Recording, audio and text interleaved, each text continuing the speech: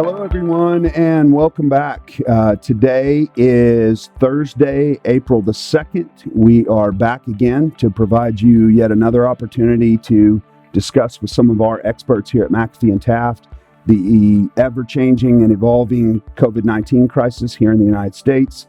We're going to talk at length today about the CARES Act, payroll protection loans, and other disaster loans that are available under that process. As I promised you on Tuesday, for those businesses that are in the process of trying to determine which of these programs may be valuable to you, we have access to our best experts, and I brought them with you today. I have with you today Bob Luttrell and Rich Johnson, who are going to share with you their knowledge, their expertise on the CARES Act and how you can go about actually applying for these loans and taking advantage of these opportunities to keep your business going as we continue to manage this crisis.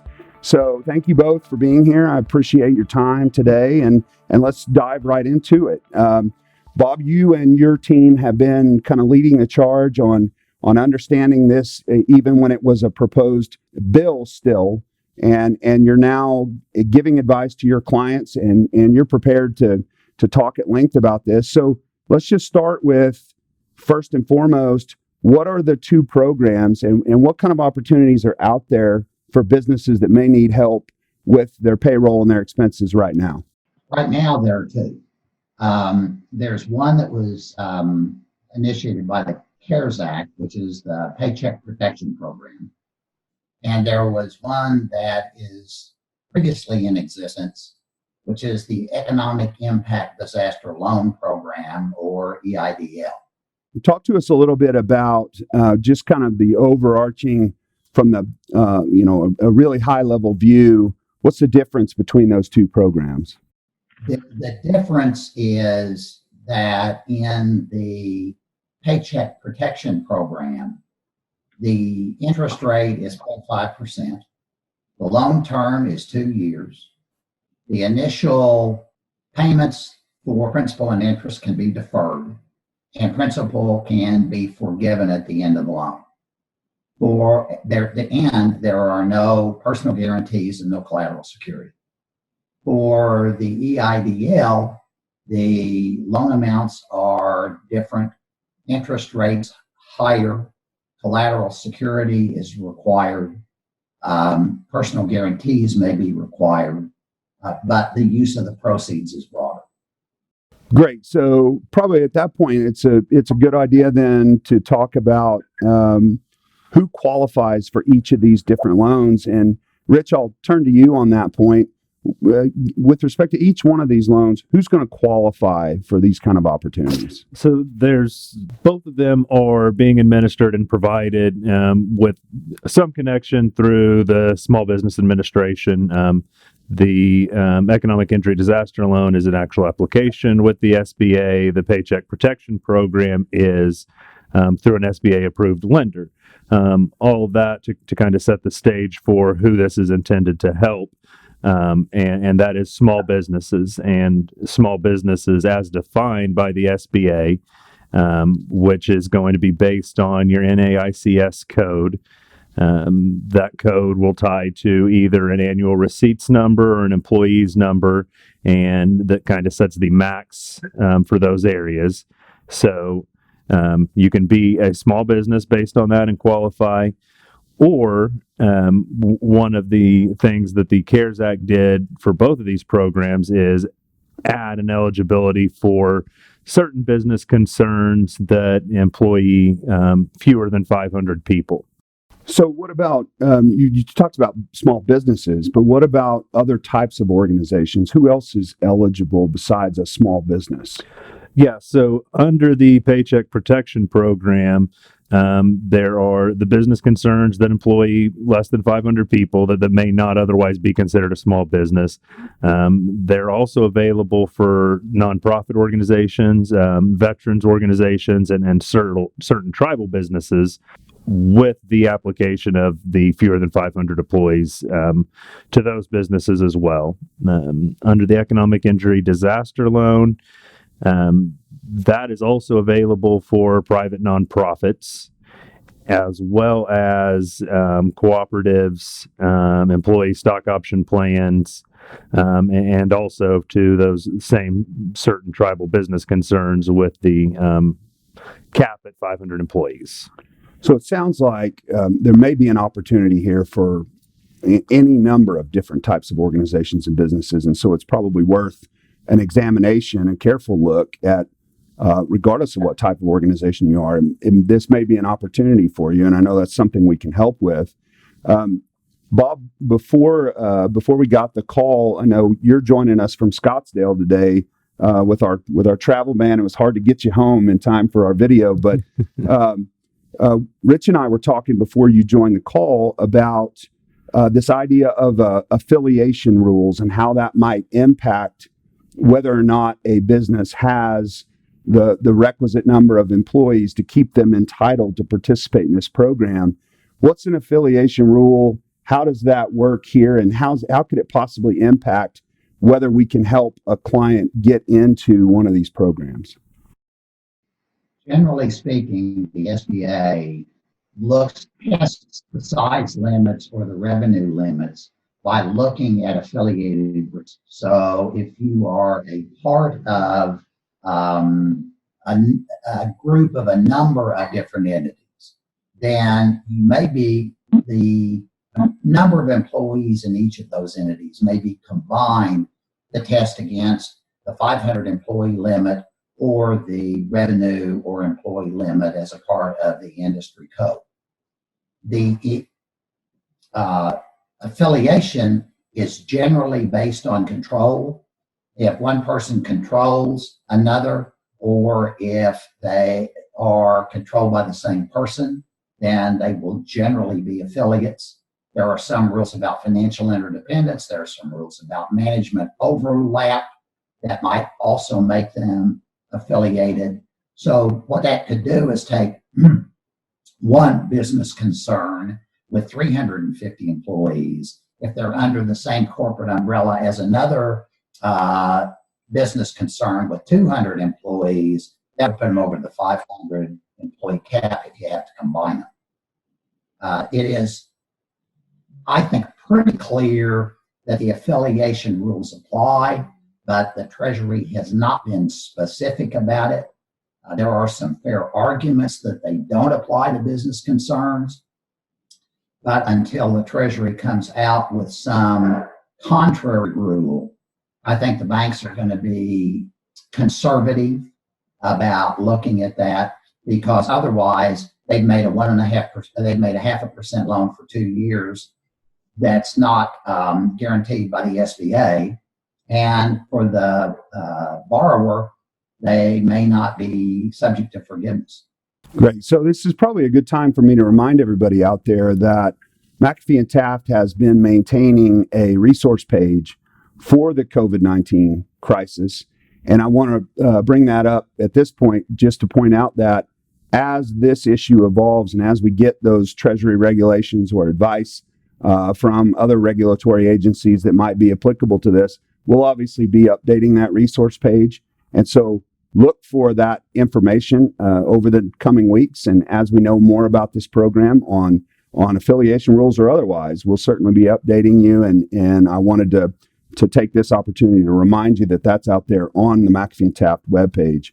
So that's good information about employees.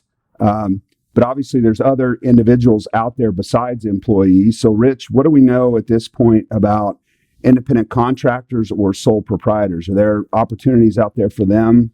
There are opportunities for independent contractors and sole proprietors. Relief options, specifically under the Paycheck Protection Program, are going to be limited to the first $100,000 of income for the independent contractors and for the sole proprietors. Okay, good. So, and that probably leads us into a good transition for what's probably one of the most important questions out there for the clients today, and that's essentially how much money can they get? Talk to us about those programs and what's the limitation? I mean, how much principal can we borrow on these programs? So There's different maximum loan amounts depending on the loan program you're operating under. We can start with the Paycheck Protection Loan, and what they are going to look at is the average of 12 months worth of compensation for the period prior to your loan application.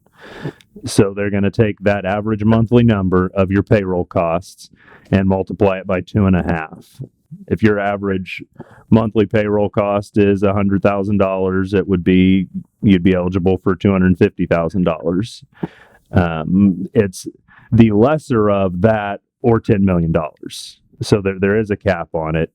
And it's a good opportunity to talk a little bit about, under this program, what they consider payroll cost. It's not just limited to your salaries, wages, and commissions.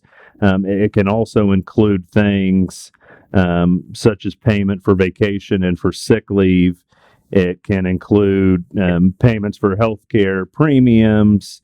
It can include certain retirement benefits, and if you're a business that operates on some form of salary plus tip, you can make up some portion of those tips as well. With respect to some of the sick leave that can be included, that is limited. You cannot. There are certain provisions of the CARES Act that help employees with sick leave that's specifically related to COVID-19. You cannot get relief in both areas.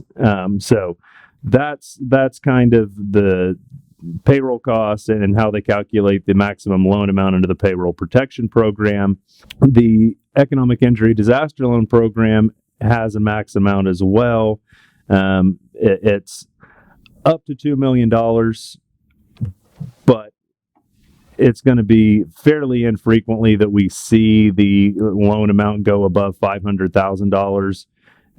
And the calculation for that, with respect to the $500,000 amount, is they take 50% of your gross profit. So you make $1 million in gross profit, you can qualify for $500,000, and if you're above $1 million in gross profit, there is a more in-depth calculation that may allow you to qualify for more money. But as I said before, that's not something that we frequently see. But if that's the case for you and it's something you're interested in, we're certainly available to talk through that calculation with you. Great. So, Bob, I'll go back to you at this point. I know that at least in some of the reading I've done, and I haven't studied it at near the level that you guys have, but in some of the reading I've done, I understand that there's some limitation when you're calculating payroll costs under the payroll protection program for salaries of individuals that make more than $100,000. How does that impact the borrowing amount, if at all? Paul, you're correct. What calculation does is require you in your 2019 calculation to look at any employee who made a rateable salary during any month of over $100,000 a year annualized, to cut off the compensation that you include at $100,000. There's a little bit of possibility of working in there, but at least for back of the envelope calculation, any employee that made over $100,000 in 2019 has to be capped at $100,000, and the 2.5 times borrowing would be applied to that $100,000 only, not the excess compensation. So that's a good overview of what is available to borrow in the form of principal, but let's talk a little bit more about what Bob kind of highlighted at the very beginning of the presentation, which is what are the terms under these programs under which you're going to have to repay those loans. So if repayment is required, and we'll talk more about that later, Rich, what are the terms going to be on paying these back? So on this one, we can start with the economic injury disaster loan. And for nonprofits, that's going to come with an interest rate of 2.75%. For everyone else, it's going to be 3.75%. They're going to analyze the term of the agreement based on a case by case basis, and that can be for up to 30 years to pay back the money you get. There's a 12-month deferral, so no payments will be due for the first 12 months under those loans. And another unique aspect that was added to this program by the CARES Act is the fact that they're offering what they're calling a emergency grant, and it's $10,000. It's going to be part of the application process, and you can request an advance of up to $10,000, and that $10,000 comes with no repayment obligation and will be paid to you within 3 days of submitting the application. And I'll pass it over to Bob and let him talk about the terms of the Paycheck Protection Program loan, because I believe we got some additional information on that yesterday that he's had a little bit more time to look into than I have. That's correct, Rich. This is stuff that's coming out of the U.S. Treasury on kind of a daily basis, and we're expecting some more out today. But right now, we do know the terms of the loan, and those loans are going to be 0.5%. And the interest rate is going to be 0.5%. The term is going to be 2 years.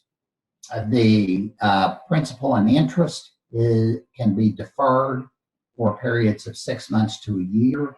Interest continues to accrue during that time.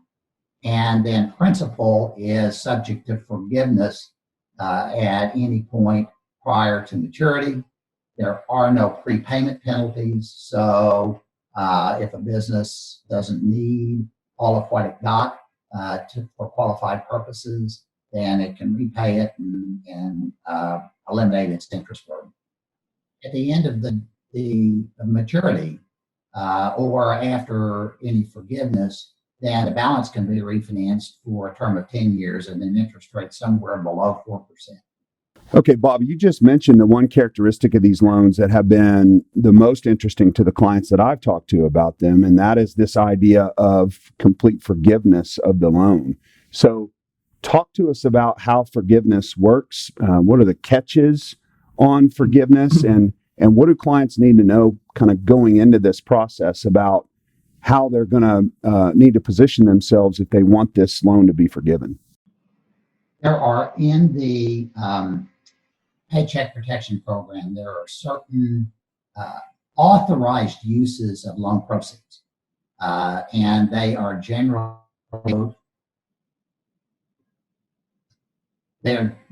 those that Rich pointed out.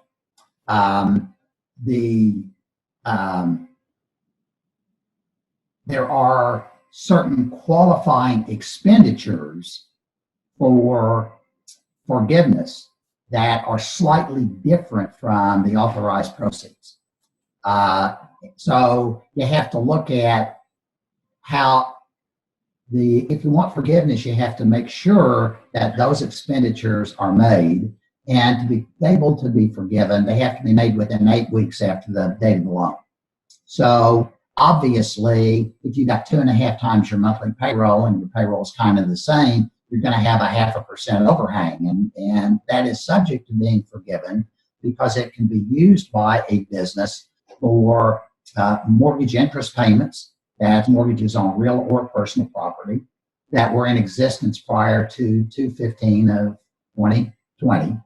You can use it on rent obligated under a lease, as long as the lease was in place by 2/15/2020. And you can use it to pay utilities as long as they were in service before 2/15/2020. And one of the interesting things about utilities is it encompasses those things which we would generally think about: gas, electricity, water, sewer, telephone. But it also includes transportation. I don't know exactly how that works, but transportation, and it includes internet access. So the business can pay some of its ongoing expenses and still have over payroll costs and still have that forgiven. And then at the end of 8 weeks, you cut it off, you look at how you've done, and that is your initial forgiveness amount. Then you have to do some adjustments based on salary changes and FTE changes over certain periods to see what you actually qualify. What you just mentioned has been a point that's really important in my area of the law. People that watch these videos know I practice employment law almost exclusively, and you just mentioned that as a condition of forgiveness, we're going to have to maintain FTE levels, or if FTE levels go down, there'll be some pro rata change to the forgiveness amount. Do we know much at all about how that process is going to work? Employers are asking questions like, what do I do if I have an employee who engages in misconduct and I need to let that person go? If I let that person go, am I going to impact my forgiveness of this loan? No, there's not any guidance yet on this, but do you have a gut feel for how that's going to work out? Yes, there are some good indications in the CARES Act about how that's going to apply. We talked about maximum loan amount being based on salary. The forgiveness amount is based on changes in FTE. And there are two periods that can be used to compare against, but Congress has told us that the business can look at approximately 2 different 8-week periods to decide which are their best, which one works best for them. And then you look at the 8-week period immediately following the receipt of the loan proceeds.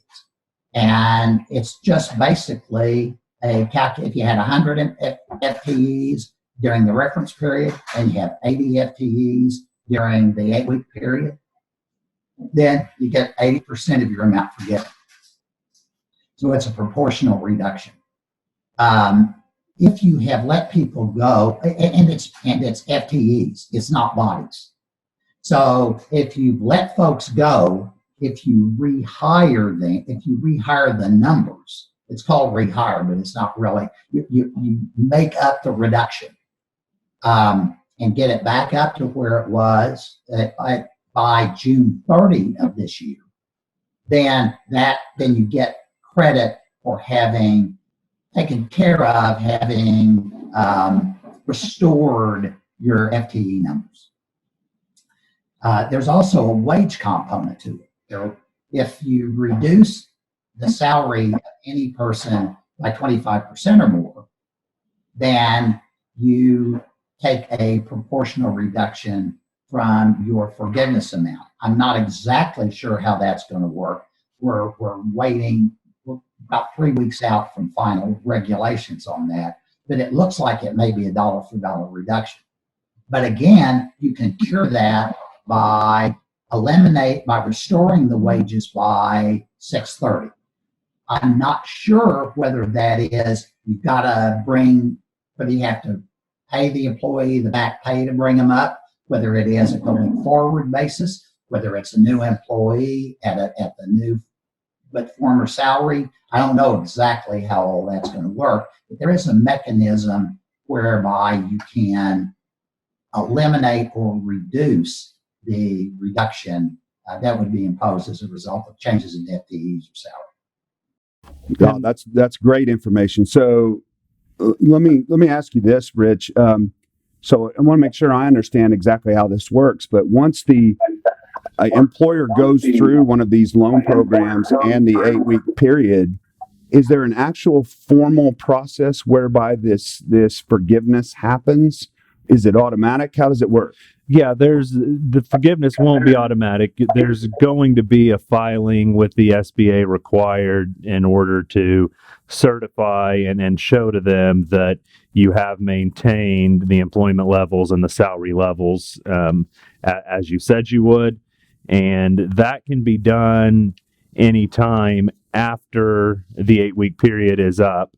Now, one of the things Bob mentioned is that there is a component of if you let go of some people and then rehired or made that up, that wouldn't discount the amount that you were able to get forgiven. So that's something that employers will have to keep an eye on is, do I go file for this forgiveness right after the 8-week period is up, or do I give it a little bit of time to rehire some of these people and get my numbers back up so that more of the money is forgiven? And that period for which you can go out and rehire individuals or restore salaries is through June 30th. Another thing to point out, and we won't dive into the details of it, but just for our clients out there, folks that may be watching this that are seasonal employers, there are some different accommodations because everyone understands that if you're a seasonal employer, there's going to be some fluctuation in your FTEs, and they want to make sure that they account for that. So without getting into too many details, just wanted to point out that that's out there and available. A good point to make here is, for this calculation, we're talking about FTEs. Earlier on, when we were talking about qualifying for the programs, we talked about a limit of 500 employees. That limit of 500 employees is a head count. It's not FTEs, it's part-time, full-time.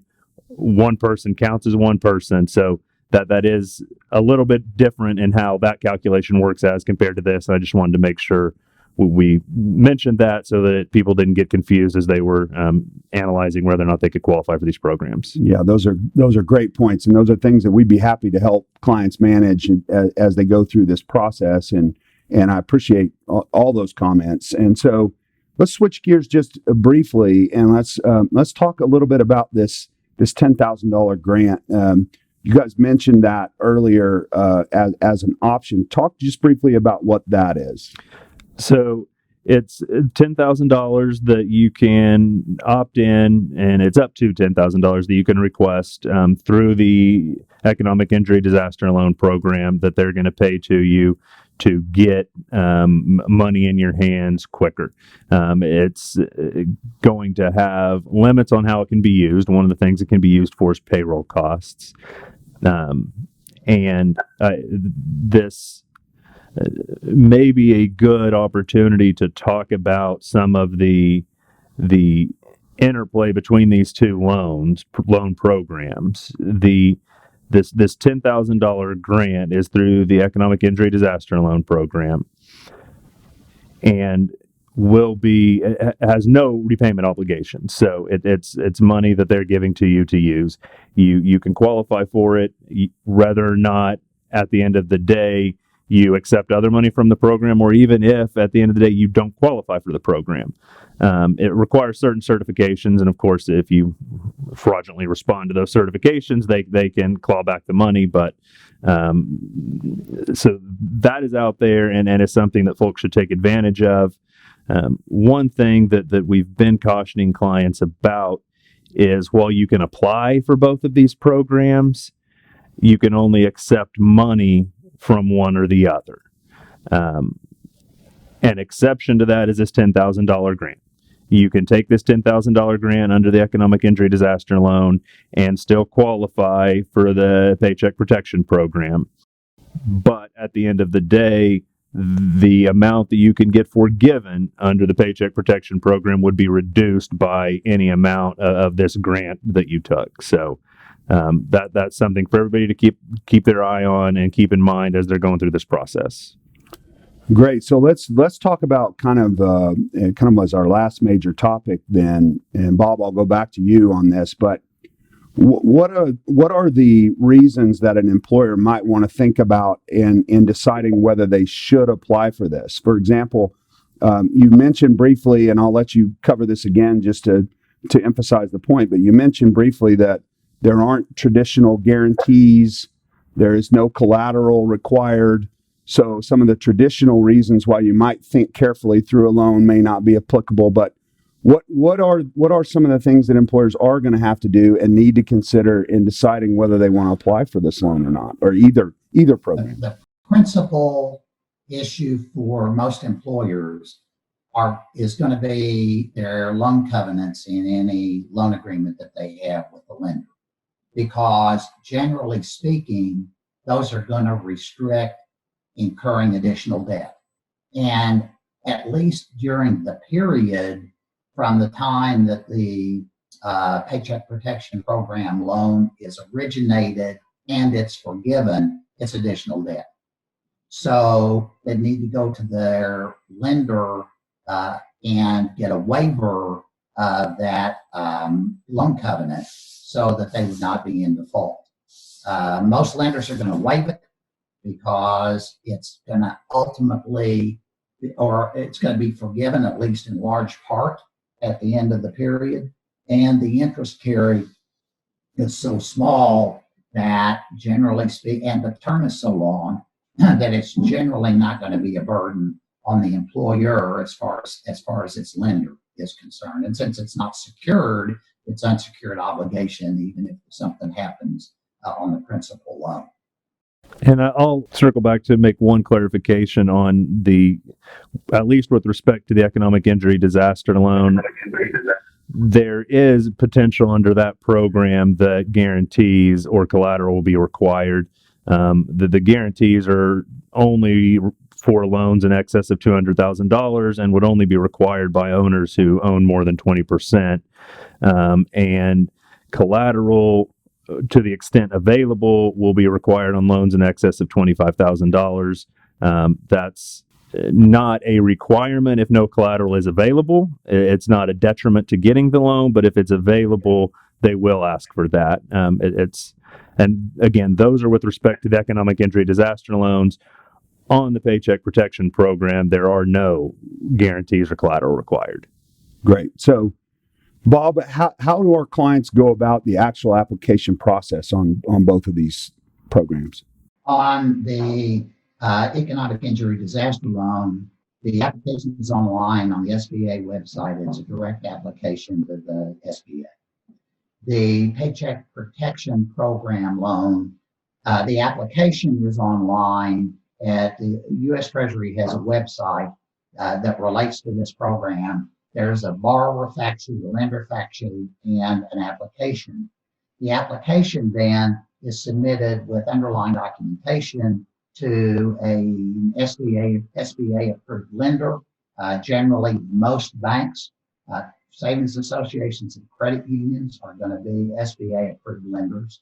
And the bank then, the lender makes the decision about eligibility, maximum amount, makes the advance, and the loan is then guaranteed 100% by the SBA. This program, applications start tomorrow, and they expect that it's going to be oversubscribed. And so if an employer is interested, they need to be talking to their bank. They need to establish a relationship with the SBA loan officer at the bank, make sure they get their application in as soon as they can, and try to get it at the top of the line.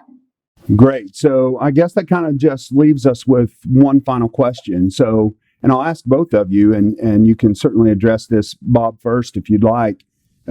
Just generally speaking, and if an employer out there is wondering, should I apply for a loan like this? What's your general advice at this point? My general advice is that there isn't much downside to applying for and taking this loan. There is a forgiveness piece to it that's almost always going to be grant some relief to the employer if they don't spend if they can't spend the maximum amount in the 8 weeks on covered expenses. They can always pay the money back and receive a forgiveness for what they do pay. It's very difficult to see much downside to applying for and taking the proceeds of this particular loan. Now, I'll turn it to Rich to talk about the economic impact disaster loan, because there are some different criteria that might affect an employer's decision. Yeah, so on these economic injury disaster loans, there's they're going to require some additional information from you. And the one of the biggest drawbacks at the moment is that the SBA website is overloaded with these applications and is taking quite a while. But if you'll plow through that and be patient with them, I certainly think it's worth it to apply, because there's no cost to apply. And if you get the money and determine that you don't need it, or that you have more attractive avenues for funds, there's no obligation to accept it. I've and I think, and Bob, let me know if this is wrong, but as part of the CARES Act with respect to the Payment Protection Program, aren't the SBA approved lenders required to waive certain fees that they would typically charge on originating these loans, so that you don't have that potential drawback to worry about? That's right. For these loans, the lenders are compensated by the SBA directly. They do not charge a fee, which they would normally do under regular SBA programs. There are agents out there who assist people in getting these SBA loans. They are entitled to a fee, and the SBA sets the number. So going through an agent is going to make it a little more expensive than going directly to the lender itself. Yeah, and I mean, to kind of follow up on both these programs and whether or not you should apply, I think the answer is yes. I mean, unless you look at the rules and you employ over 500 people, or not a business that qualifies as a small business, apply. And I've had various conversations with our good folks at the Oklahoma Commerce Department, who are in direct contact with the SBA on a daily basis, and that is their advice as well, is apply, and that the SBA is intending these loans to be made available to people, to help as many people as possible. So get your application out there, and the Economic Injury Disaster Loan Program, that application is live, has been for a week or thereabouts. So get in the queue there. And as Bob mentioned, the application for the Paycheck Protection programs are going to start being accepted tomorrow. So talk to your banker and get in the queue there, because there's going to be a lot of activity on this. It's, as everybody knows, all over the news, all over the internet. So people are interested in this. So sooner is better than later. Great. Guys, thank you both for your time today. This has been excellent information. And for those of you out there watching our video today, I want to reassure you that we're continuing to monitor the situation. We're going to continue to update you as there's more information that will relate to these programs and other issues related to the ongoing crisis. We thank you, as always, for tuning in with us and taking advantage of these resources. And if you have questions about these programs, please feel free to reach out directly to Bob, directly to Rich, to your business transactions or banking attorney here at McAfee and Taft. We're certainly happy to help you with that. And obviously, if there are employment-related issues with that, reach out to us on that as well. So thank you again for your time, and we'll look forward to reaching out to you when there's more information to share. Thank you.